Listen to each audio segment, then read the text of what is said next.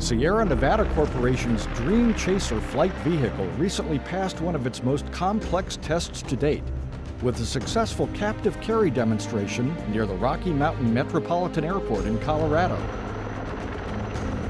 Backdropped by skyscraping summits, an Erickson air crane helicopter lifted the full-scale spacecraft to verify proper aerodynamic flight performance. Data from the captive carry will help the company work toward an even more ambitious free flight test, where the spacecraft will be dropped to evaluate the landing phase of a mission.